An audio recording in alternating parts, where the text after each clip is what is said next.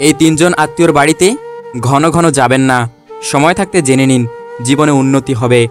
জীবনে সফল হতে হলে শুধু পরিশ্রম করলেই হয় না, আমাদেরকে কিছু বুদ্ধিমান সিদ্ধান্তও নিতে হয়। কেউ কেউ আছে যারা দিনরাত খেটে চলছে, কিন্তু জীবনে উন্নতি করতে পারছে না। অনেক সময় তারা নিজের ভুল বুঝতেও পারছে না, কেন তারা ব্যর্থ হচ্ছে, কেন তাদের শান্তি মিলছে না, কেন যেন কোনো কাজই ঠিকমতো এগোচ্ছে না। আপনি যদি নিজেকে এই প্রশ্নগুলোর সামনে দাঁড়ানো একজন মানুষ মনে করেন, তাহলে আজকের এই কথা আপনার জন্য। কারো বাড়িতে যাওয়া, আত্মীয়দের সঙ্গে সম্পর্ক রাখা, এগুলো আমাদের সমাজের অভ্যাস। কিন্তু কিছু সম্পর্ক আছে, কিছু আত্মীয় আছে যাদের বাড়িতে ঘন ঘন যাওয়া মানেই নিজের জীবনের অগ্রগতি বন্ধ করে দেওয়া। আপনি হয়তো ভাবছেন, একজন আত্মীয়র বাড়িতে যাওয়া কি সত্যি এতটা ক্ষতিকর হতে পারে? হ্যাঁ, হতে পারে, কারণ প্রত্যেক মানুষ আমাদের জীবনে এক এক রকম প্রভাব ফেলে। আজ আমি আপনাকে এমন একজন আত্মীয় সম্পর্কে বলবো, যার বাড়িতে আপনি যতবার যাবেন ততবার নিজের উন্নতির রাস্তা নিজেই বন্ধ করে ফেলবেন। এটা কোনো গল্প না, এটা বাস্তবতা। সমাজের বাস্তবতা, সম্পর্কের বাস্তবতা, মনস্তত্ত্বের বাস্তবতা। এই তিনজন আত্মীয়ই আপনার আত্মবিশ্বাস চুরি করে, আপনার ইচ্ছা শক্তিকে দুর্বল করে, আপনার চিন্তাভাবনার গভীরতা নষ্ট করে দেয়। আপনি যদি সময় থাকতে নিজেকে দূরে না সরান, তাহলে আপনিও নিজের ভবিষ্যৎ নষ্ট করে ফেলবেন। এখন চলুন জেনে নেওয়া যাক সেই আত্মীয়গুলোকে এবং কেন তাদের বাড়িতে যাওয়া আপনার জন্য ক্ষতিকর, এবং কিভাবে নিজের উন্নতির পথে প্রতিবন্ধকতা তৈরি করে এই সম্পর্কগুলো। নাম্বার 1, যে আত্মীয় আপনাকে সবসময় হ্যায় করে, অবহেলা করে, তুচ্ছ তাচ্ছিল্য করে, তার বাড়িতে কখনো ঘন ঘন যাবেন না। এই আত্মীয়টিকে আপনি চেনেন, হয়তো নাম বলে আপনি মুখস্থ করে ফেলবেন। সে হতে পারে আপনার চাচা, খালু, মামা, ফুপু বা বড় ভাইয়ের মতো কেউ। সম্পর্কটা হয়তো রক্তের বন্ধনে বাঁধা, কিন্তু মনোজগতের দিক থেকে সে আপনার সবচেয়ে বড় শত্রু। এই আত্মীয়টি সবসময় আপনাকে নিচু চোখে দেখে। সে আপনার ভুল খুঁজে বেড়ায়, আপনার উন্নতি হলে সন্দেহ করে, আপনার ভালো কোনো কিছু হলে তাতে গোপনে ঈর্ষা করে। মুখে সে হাসে, কিন্তু ভিতরে ভিতরে আপনাকে ভাঙানোর চেষ্টা করে।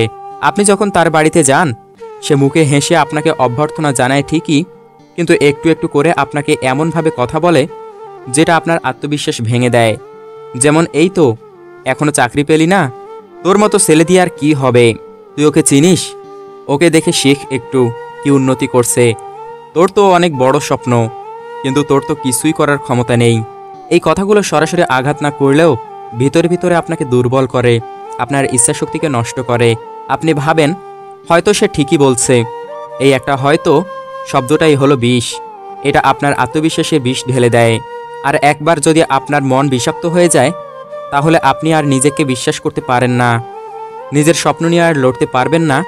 আপনি হেরে যাবেন, এবং আপনি জানতেও পারবেন না আপনি কোথায় হেরেছেন। এই আত্মীয়টি বাইরে থেকে দায়িত্বশীল, সমাজে সুপ্রতিষ্ঠিত একজন মানুষ হিসেবে পরিচিত, তাই আপনি ভাবেন তার পরামর্শ মানেই বাস্তবতা। অথচ সে যা বলে তা আপনার মনোবল ভেঙে দেয়।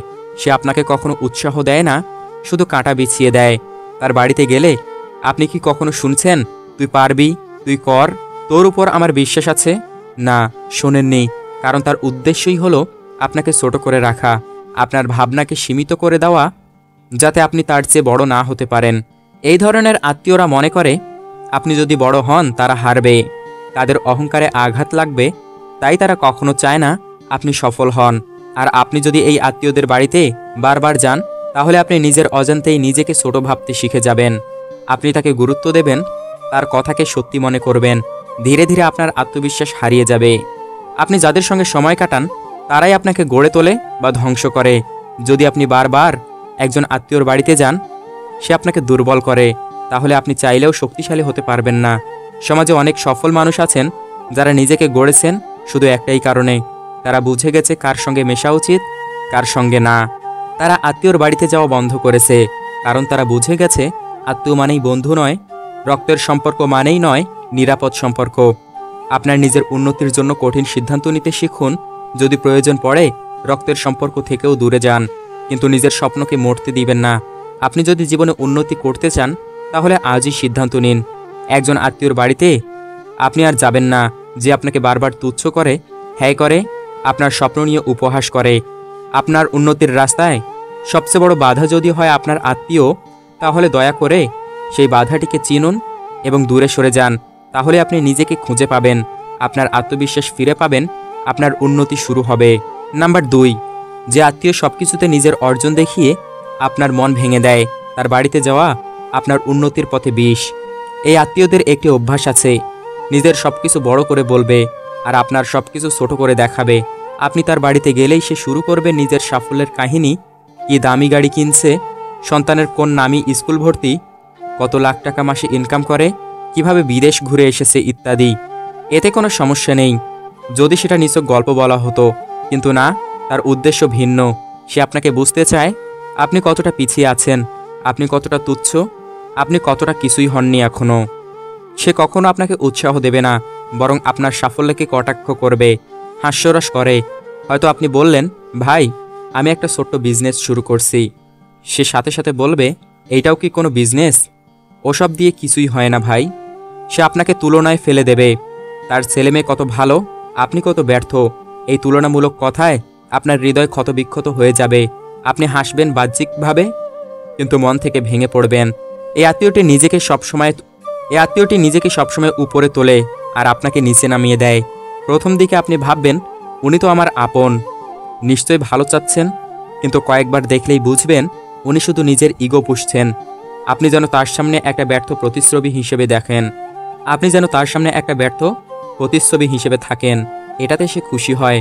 এমন আত্মীয়দের বাড়িতে আপনি যতবার যাবেন ততবার আপনার আত্মা ক্ষয়ে যাবে। আপনি ভাববেন, আমার দ্বারা কিছুই হবে না।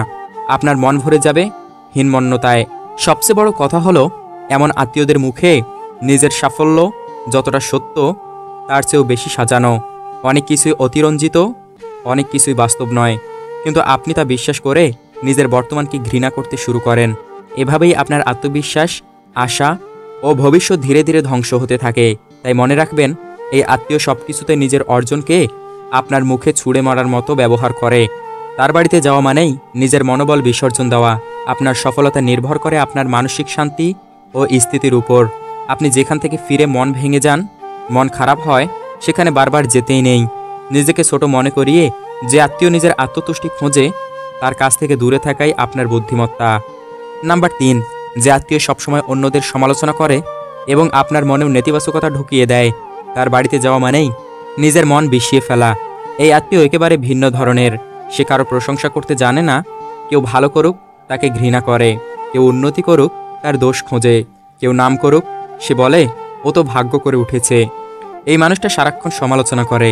আপনি যখন তার বাড়িতে যান তখন সে শুরু করে, এই সরকার কিছু করছে না, এই দেশের মানুষ সব বাটপার, তোর এলাকায় কোনো ভালো লোক আছে, সবাই তো আজকাল স্বার্থপর। এই ধরনের কথা শুনতে শুনতে আপনি বুঝতেও পারবেন না কখন আপনার মন বিষাক্ত হয়ে গেল। আপনি যে একটু আগে আশা নিয়ে নতুন কিছু শুরু করতে চাচ্ছিলেন, এখন আর সেই মনোভাব থাকছে না। আপনিও ভাবছেন সবাই খারাপ, কারো ওপর ভরসা করা যায় না। এভাবেই এই আত্মীয় আপনার মনোজগতে নেগেটিভ করে দেয়। সে যে কোনো ভালো কাজের মধ্যেও খারাপ দিক খুঁজে বের করে। আপনি তাকে বললেন, আমি একটা চ্যারিটি প্রজেক্ট শুরু করছি। সে বলবে, এইসব দিয়ে কিছুই হয় না, লোক দেখানো কাজ, সবাই করে স্বার্থের জন্য। এই আত্মীয় আপনার মনের গভীরতা নষ্ট করে দেয়। আপনি আর ভালো কাজের প্রতি আগ্রহ বোধ করেন না, আপনি দুঃসাহসী হন না। আপনি ভাবেন, যে সমাজে ভালো কাজের মূল্য নেই সেখানে আমি কি করব, এটাই তার টার্গেট। সে নিজে কিছু করে না, কাউকে কিছু করতেও দিতে চায় না। নিজের ব্যর্থতা ঢাকতে সে গোটা সমাজকে ব্যর্থ প্রমাণ করতে চায়। এই আত্মীয়দের বাড়িতে যাওয়া মানে হলো নিজের মনের আলো নিভিয়ে আসা। আপনার চোখে যদি আলো না থাকে, আপনি কোনো পথ দেখবেন, কিভাবে নিজেকে এগিয়ে নিয়ে যাবেন? তাই আপনার উন্নতির জন্য এই সিদ্ধান্ত নেওয়া অত্যন্ত জরুরি। যে আত্মীয় সারাক্ষণ সমালোচনা করে, নেতিবাচক কথা বলে, আপনার মন বিষিয়ে দেয়, তার বাড়িতে যাবেন না, তার সান্নিধ্য থাকবেন না। নেতিবাচকতার মাঝে বসে থাকার চেয়ে একা থাকা হাজার গুণ ভালো। বন্ধুরা, জীবনে উন্নতির পথে হাঁটতে গেলে শুধু কি করবেন তা জানা গুরুত্বপূর্ণ না, কি করবেন না তাও জানা আরও বেশি জরুরি। তাই আত্মীয় হলেও যদি তার আচরণ বারবার আপনাকে আত্মবিশ্বাস ভেঙে দেয়, আপনাকে ছোট করে বা নেতিবাচকতায় ডুবিয়ে দেয়, তবে সময় থাকতে দূরে থাকুন। আপনার শান্তি, সম্মান আর সফলতাই হোক আপনার অগ্রাধিকার। অল্প কথায় যে অনুভূতি বোঝে না, তাকে রচনা লিখে দিলেও বুঝবে না। অর্থে সুখ আসে না, সুখ আসে কর্মে, এই কথা লেখা আছে প্রত্যেকের ধর্মে। সৎপথের অর্থ সৎপথে যায়, অসৎপথের অর্থ অসৎপথেই যায়। মানুষ বড়ই বিচিত্র প্রাণী। নিজের স্বার্থ পূরণের জন্য সে এক এক সময়ে এক এক বিচিত্র ধারণ করে। আঘাতগুলো বাসি, তবু ক্ষতগুলো তাজা। কেউ করে দোষ, কেউ পায় সাজা। কথা দেই অনেকেই, কথা রাখে কজন। নিজের প্রয়োজন মিটলে বদলে যায় প্রিয়জন। সত্যকে চাপা দেওয়ার নাম মিথ্যা, আর মিথ্যাকে সত্য বলে চালিয়ে নেওয়ার নাম ধোঁকা। ওই সমস্ত প্রিয়জন থেকে দূরে থাকুন যাদের প্রয়োজন শেষ হলে প্রিয়জনও শেষ হয়ে যায়। যখন পরিবারের লোককে অপ্রিয় মনে হয় আর বাইরের লোককে নিজের মনে হয়, তখন বুঝে নিও বিনাশের সময় এসে গেছে।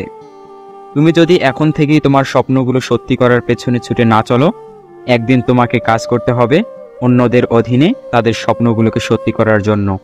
অপ্রকাশিত ভালোবাসাগুলোই মধুর হয়, এতে না থাকে পাওয়ার আশা, না থাকে হারানোর ভয়। পৃথিবীতে সবচেয়ে ভয়ঙ্কর জীবাণু হলো মায়া, যা মানুষকে তিলে তিলে কষ্ট দিয়ে মারে। বহু যোগাযোগ বন্ধ আজ, কত কাছের মানুষ কত দূরে সরে গেছে। কোনো লাভ হবে না জেনেও সবাই মিথ্যে ইগো নিয়ে বসে আছে। পৃথিবীতে মানসিক শান্তির থেকে বড় কিছু নেই। যেখানে এটা পাবেন সেখানেই চলে যাবেন। পিছনে তাকানোর দরকার নেই, পিছনে কিছুই নেই। কাঁচ হোক বা পাথর হোক, আঘাত করলে যেমন ভেঙে যায়, মানুষের দুর্বল জায়গায় আঘাত করলে তার মন ভেঙে চুরমার হয়ে যায়। তাই নিজের দুর্বলতা কখনোই অন্যের কাছে প্রকাশ করা উচিত নয়। প্রকৃতি ঠিক সময়ে যার যার পাওনা তাকে তাকে বুঝিয়ে দেয়। মানুষ বেইমানি করে, প্রকৃতি মানুষের সাথে কখনো বেইমানি করে না। যার যা প্রাপ্য একদিন তার শতভাগ তাকে বুঝিয়ে নিতে হবে। অপেক্ষা করো, তোমার কৃতকর্মের বৃক্ষরোপণ করা হয়েছে, আর কিছুদিন পরে ফুল ফুটবে, ফল হবে। মানুষ যে বৃক্ষরোপণ করে ফল সে বৃক্ষেরই হয়। ধুতরা ফুলের গাছ রোপণ করলে গোলাপ ফুল পাওয়া যায় না, গোলাপ ফুল পেতে হলে গোলাপ গাছই রোপণ করতে হয়। ঘৃণা নয়, বুকের ভিতর ভালোবাসার চাষাবাদ করতে হয়। প্রকৃতি একদিন ঠিকই ভালোবাসার বিনিময়ে ভালোবাসা ফিরিয়ে দেয়। অতিরিক্ত ভালোবাসাটাই হচ্ছে পৃথিবীর সবচেয়ে বড় অপরাধ। সফল হতে হবে তাদের জন্য যারা তোমাকে অসফল দেখতে চেয়েছিল। মানুষ তো আর পাখি নয় যে তাকে পোষ মানিয়ে খাঁচায় রেখে দেবে। ছেড়ে দাও তাকে, যদি সে তোমায় সত্যি ভালোবাসে, দিন শেষে ঠিক তোমার কাছেই ফিরে আসবে। জীবনে সুখে থাকার দুইটি উপায় আছে।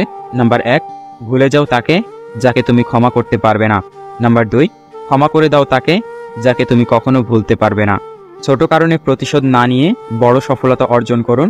সময় আর সাফল্যই আপনার সব অপমাননার প্রতিশোধ নিয়ে নেবে। দেহের মৃত্যু হলে সবাই দেখতে পায়, কিন্তু মনের মৃত্যু হলে কেউই ফিরে তাকায় না, শুধু উপহাস করে। মানুষ বড়ই অদ্ভুত, থাকতে মূল্য বোঝে না, অবহেলায় মত্ত থাকে, আর হারিয়ে গেলে মুখ লুকিয়ে কাঁদে। মানুষ জীবনে দুইবার বদলায়, প্রথমবার যখন সে প্রেমে পড়ে, দ্বিতীয়বার যখন সে তার মনের মানুষকে হারায়। অর্থ আর স্বার্থ দুটোই মানুষকে পশু বানিয়ে দেয়। চেনা মুখগুলো অর্থের গরমে কেমন যেন অচেনা হয়ে যায়। দুনিয়াতে যত সম্পদ করেছেন তার বিন্দু পরিমাণ কবরে নিয়ে যেতে পারবেন না। ঘুম ভাঙলে সকাল, না ভাঙলে পরকাল, তাহলে কিসের এত অহংকার? ভাবনা সুন্দর যত, মানুষ সুন্দর তত, ইহারা তো আবরণ মাত্র। সফল মনের মানুষগুলো জীবনে সবসময় ভুল মানুষই হয়ে আসে। জীবনকে উপভোগ করতে চাইলে যে বিষয়গুলো সবসময় মাথায় রাখবেন, সময়ের ব্যবধানে জীবন থেকে একে একে সবাই হারিয়ে যাবে। জীবনে আসলে প্রকৃত কোনো বন্ধু নেই, সবাই আসলে সময়ের প্রয়োজন। সবাই সবাইকে কাছে টানার কিংবা দূরে ঠেলে দেওয়ার পেছনে রয়েছে বিশাল স্বার্থ ও উদ্দেশ্য। দিন শেষে মানুষ শুধু একান্তই তার নিজের। কথা যতই কম বলা যায় ততই ভালো। কাউকে আগ বাড়িয়ে গায়ে পড়ে উপকার করতে নেই, কাউকে অতিরিক্ত পাত্তা দিতে নেই। বাবা মা ছাড়া কেউই আপনাকে নিঃস্বার্থভাবে ভালোবাসবেন না। নিজের চরকায় তেল দেওয়ার চেয়ে বড় কোনো ওষুধ নেই।